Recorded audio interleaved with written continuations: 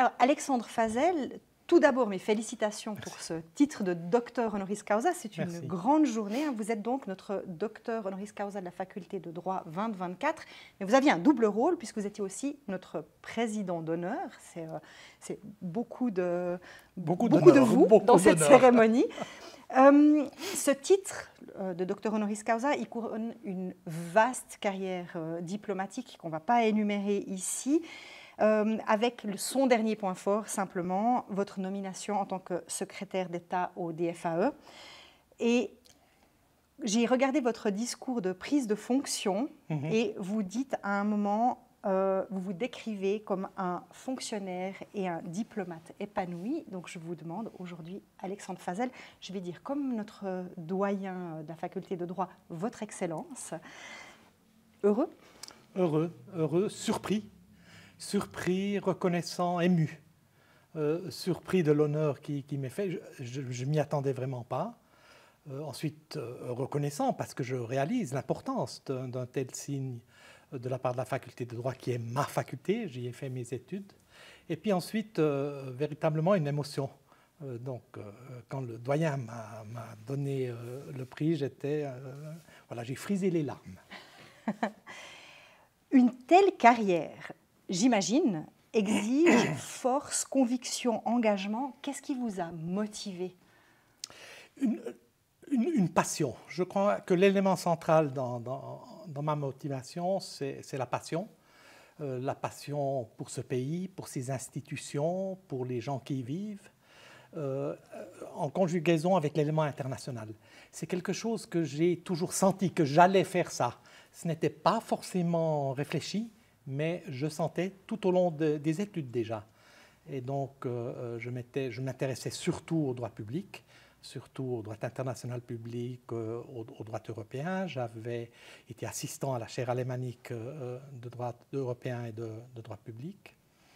J'avais décidé de ne pas faire le stage d'avocat parce que je sentais que j'allais me destiner à une carrière plutôt du type diplomatique. Et ensuite, de fil en aiguille, ça s'est fait. Il y a 3 mots qui m'ont marqué dans votre discours tout à l'heure. C'est le concept de diplomatie scientifique anticipatoire. Oui. Et entre 2021 et 2023, si je ne me trompe, vous avez occupé une fonction qui est celle de représentant spécial pour la diplomatie scientifique dans le contexte de la Genève internationale. À mon avis, c'est un poste et c'est un terme que peu de gens dans le grand public connaissent. Est-ce que vous pouvez nous en dire un tout petit peu plus sur cette fonction, puis sur cette notion de diplomatie scientifique anticipatoire? Le point de départ est une réflexion au sein des affaires étrangères quant à la gouvernance mondiale, l'avenir de la gouvernance mondiale, et le positionnement de Genève dans ce contexte-là. Et nous sommes posé la question, quels sont les facteurs qui vont déterminer l'avenir de la gouvernance mondiale, l'avenir de la Genève internationale. Et parmi tous les facteurs que nous avons analysés, nous nous sommes rendus compte que la science et la technologie étaient un facteur déterminant pour l'avenir du monde. On le voit avec ChatGPT 4, avec l'intelligence artificielle, mais il y a bien sûr beaucoup plus d'éléments encore, l'ordinateur quantique, les neurosciences, etc., etc. Donc, ces percées scientifiques ne manqueront pas de chambouler le monde, de changer l'homme même dans sa nature, de changer les sociétés, de changer la planète. Et donc de changer la façon dont la planète est organisée, comment la communauté internationale se met ensemble pour gérer l'avenir de la planète et des sociétés. Et donc nous avons choisi de nous concentrer sur cet élément de la science et de la technologie. Parce que la communauté internationale, c'est une entité complexe, très variée, qui avance très lentement et qui n'est pas à même de réagir très rapidement à des événements ou à des impulsions externes telles que précisément des chambardements dus à l'évolution scientifique. Donc il fallait inventer un système par lequel on donne à la communauté internationale l'instrument pour voir venir, c'est l'élément anticipation. Et donc, la fondation que nous avons créée, GESTA, Geneva Science and Diplomacy Anticipator, publie une fois par année le radar des percées scientifiques et ce à quoi on doit s'attendre dans un horizon de 5, 10, 25 ans, dans tous les domaines de pointe de la science.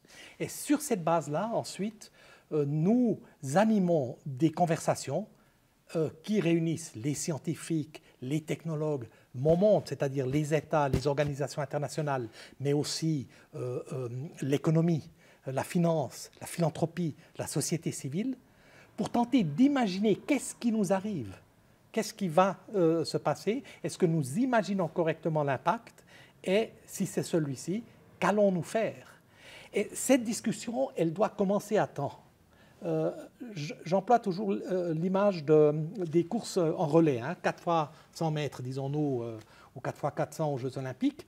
Le deuxième concurrent, la deuxième concurrente se met à courir avant d'avoir reçu le témoin, n'est-ce pas? Et donc c'est ça que nous devons faire. La science avance extrêmement rapidement, elle aura un impact inouï sur la société humaine.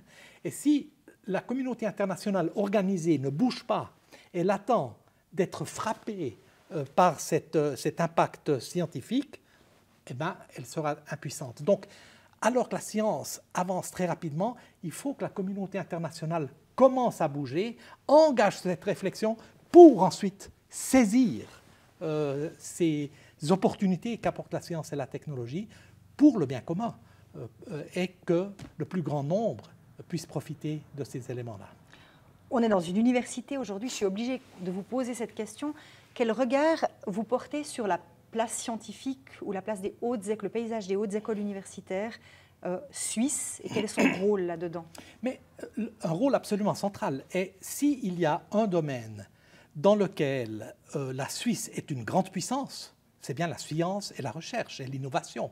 Et pas seulement per capita en termes relatifs, mais en termes absolus. La Suisse est un des pays de pointe en termes d'innovation, science, recherche, éducation.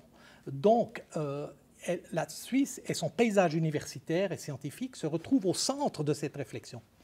Et si nous avons eu le culot de lancer ce projet et cette ambition un peu démesurée de vouloir refaçonner, réorganiser la gouvernance mondiale par cette perspective-là, c'est parce que nous en avons l'autorité et la légitimité qui découlent de l'excellence scientifique qui est produite dans ce pays et j'ose un peu prétendre, avec un manque de modestie ahurissant, l'excellence de l'appareil diplomatique suisse. Et aujourd'hui, en tant que directeur du département fédéral des affaires étrangères, à quelle hauteur se trouve l'horizon européen pour nous? Alors, au niveau de l'Everest, je pense qu'il est très très important que nous réussissions à réintégrer le programme Horizon et les structures de recherche européennes. Pour 24, c'est bien, pour 25, c'est bon aussi.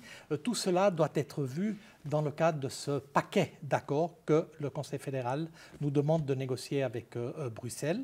L'ambition est de conclure les négociations jusqu'à la fin de l'année. Je pense que les chances sont intactes. Et ensuite, de soumettre au Parlement le paquet de ces accords avec toutes les adaptations législatives que cela entraînera pour que le Parlement puisse en traiter et finalement le peuple aussi, puisqu'il y aura certainement référendum. Mais ce qui importe, c'est que le plus rapidement possible, avec la conclusion des négociations, le paraphe et la signature des accords, la Suisse puisse à nouveau être pleinement associée au programme Horizon. On a parlé un petit peu d'Horizon lointain. Soyons un petit peu chauvin dans sa laudatio. Le doyen Jacques Dubé a souligné que vous apportez un soutien inconditionnel aux alumnus et aux étudiants de l'Université de Fribourg. Quel est votre lien avec notre université? Quel attachement vous lui portez? C'est mon université.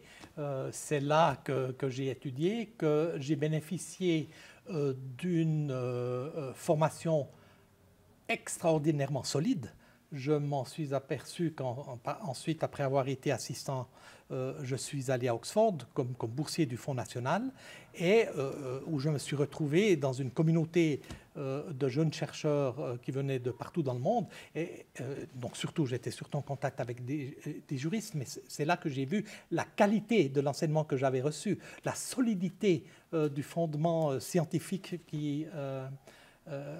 duquel je pouvais profiter. Donc, excellente faculté, dans une excellente université, dans la plus belle ville de Suisse et donc du monde. Vous êtes un merveilleux ambassadeur, en effet. Peut-être un dernier mot, puisque vous soutenez les étudiants, un mot pour eux. Quel conseil vous leur donneriez pour qu'ils aient une carrière aussi réussie que la vôtre ? De bien travailler aux études, de ne pas trop se prendre au sérieux, de donner le temps au temps, parfois perdre du temps, pezzer. Je pense que ça fait partie de cette éducation sentimentale / scientifique. C'est un ensemble, mais c'est une phase de vie. On n'en a pas vraiment conscience quand on est en train de la vivre, mais c'est une phase de vie qui détermine ensuite son chemin. Et donc, pleinement en profiter, tout en travaillant bien.